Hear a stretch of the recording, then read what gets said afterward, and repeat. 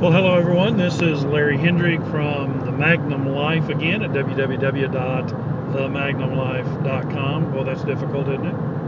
Well, this is vid 2 of my review of my Dodge Magnum. Yesterday in one, I gave sort of the facts, how long I've had it, number of miles, gas mileage, those things.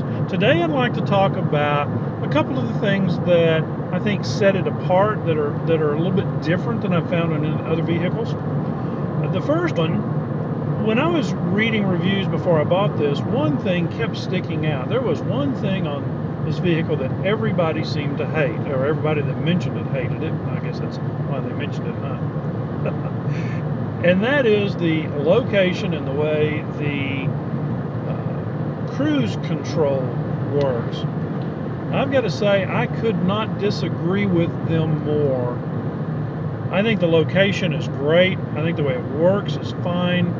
In fact, I prefer it to having it built into the turn signal lever, which puts way too much stuff there, or even built into the steering wheel. I've had both of those and I'm just not crazy about it. I much prefer it being on a separate lever, still easy to reach, right? It's actually located about 4 inches above the turn signal that's on the left-hand side behind the steering wheel. So, but it's still, it's just in that arc at 4 inches above, and so it's still very reachable while still keeping all your hands on the steering wheel. Works easy. I just think it is a good solution as opposed to some of the alternatives that I've seen. Another thing that I think really sets this car apart is the way the rear hatch works. You know, it's hinged almost 2 foot up into the roof line, which looks a little odd when you're looking at it originally, but what it allows to happen is the rear hatch opens up taking up very, very little room. You can back up against a wall almost and open this back hatch. Not only that, but it allows it to open very tall. I'm 6'2", and a lot of these vehicles cause me trouble because I bang my head walking up underneath them to put something in the back end. Not so with this. Lots of clearance. Fact is, it's a long reach for me to reach up, get a hold of it to bring it back down. I like how open it is.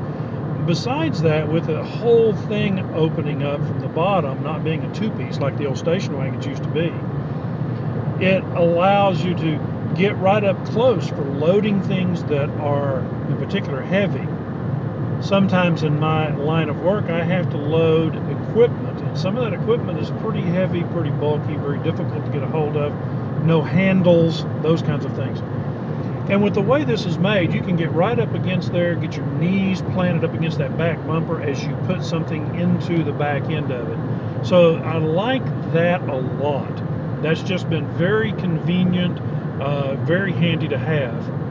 Probably the last thing I'd like to mention that I do like, and this is something I did mention in yesterday's video, is the gas mileage that I get. I have been pleasantly surprised on the gas mileage.